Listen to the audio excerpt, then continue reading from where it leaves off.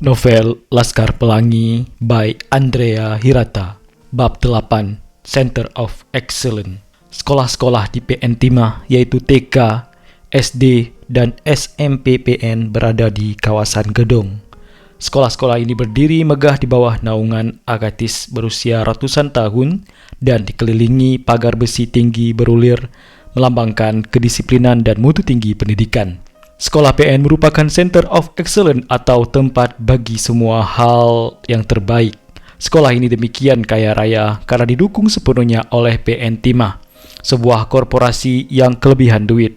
Institusi pendidikan yang sangat modern ini lebih tepat disebut percontohan bagaimana seharusnya generasi muda dibina. Gedung-gedung sekolah PN didesain dengan arsitektur yang tak kalah indahnya dengan rumah bergaya Victoria di sekitarnya. Ruangan kelasnya dicat warna-warni dengan tempelan dan gambar kartun yang edukatif.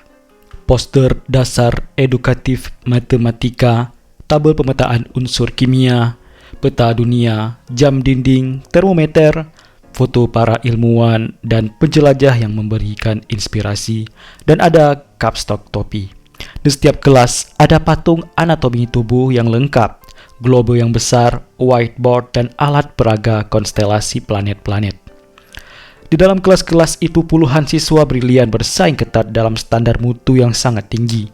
Sekolah-sekolah ini memiliki perpustakaan, kantin, guru BP, laboratorium, perlengkapan kesenian, kegiatan ekstrakurikuler yang bermutu, fasilitas hiburan dan sarana olahraga, termasuk sebuah kolam renang yang masih disebut dalam bahasa Belanda yaitu zwembad.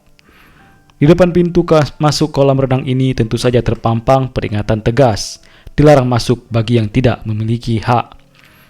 Di setiap kelas ada kotak P3K berisi obat-obat pertolongan pertama.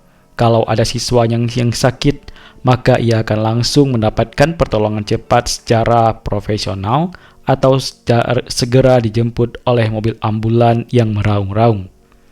Mereka memiliki petugas-petugas kebersihan khusus, guru-guru yang bergaji mahal, dan para penjaga sekolah yang berseragam seperti polisi lalu lintas. Selalu meniup-niup peluit, tali merah bergulung keren sekali di bahu seragamnya itu. Jumlah gurunya banyak sekali. Demikian ujar Bang Amran Isnaini bin Muntaziz Ilham yang pernah sekolah di sana. Persis pada malam sebelum esoknya aku masuk pertama kali di SD Muhammadiyah itu. Aku termenung. Setiap pelajaran ada gurunya masing-masing, walaupun kalau baru kelas 1. Maka pada malam itu aku tak bisa tidur akibat pusing menghitung berapa jumlah banyak guru di sekolah PN. Tentu saja juga selain karena rasa senang akan masuk sekolah besok. Murid PM umumnya anak-anak orang dari luar Belitung yang bapaknya menjadi petinggi di PN. Sekolah itu menerima banyak anak kampung seperti Bam Amran. Tentu saja yang orang tuanya sudah memiliki seorang staf. Mereka semua bersih-bersih, rapi, kaya, necis, dan pintar-pintar luar biasa. Mereka selalu mengharumkan nama Belitung dalam lomba-lomba kecerdasan, bahkan sampai tingkat nasional. Sekolah PN sering dikunjungi oleh para pejabat, pengawas sekolah, atau sekolah lain yang melakukan semacam benchmarking, melihat bagaimana seharusnya ilmu pengetahuan ditransfer dan bagaimana anak-anak kecil dididik secara ilmiah. Pendaftaran hari pertama di sekolah PN adalah sebuah perayaan penuh sukacita.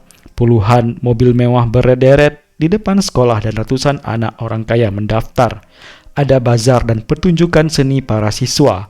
Setiap kelas bisa menampung hampir sebanyak 40 siswa dan paling tidak ada 4 kelas untuk setiap tingkatnya. SDPN tidak akan membagi satupun siswanya kepada sekolah-sekolah lain yang kekurangan murid karena sekolah itu memiliki sumber daya yang melimpah ruah untuk mengakomodasi berapapun jumlah siswa baru. Lebih dari itu, bersekolah di PN adalah sebuah kehormatan, hingga tak seorang pun yang berhak sekolah di situ sudi dilungsurkan dari sekolah lain. Ketika mendaftar, badan mereka langsung diukur untuk 3 macam seragam harian dan 2 macam pakaian olahraga. Mereka juga langsung mendapatkan kartu perpustakaan dan bertumpuk-tumpuk buku ajuan wajib. Seragamnya untuk hari Senin adalah baju biru bermotif bunga rambat yang indah. Sepatu yang dikenakan berhak dan berwarna hitam mengilat. sangat gagah ketika marching band melintasi kampung. Mereka tahu aku teringat pada sekawanan anak kecil yang lucu, putih dan bersayap yang turun dari awan, seperti yang biasa kita lihat pada gambar-gambar buku komik. Setiap pagi para murid PN dijemput oleh bus-bus sekolah berwarna biru.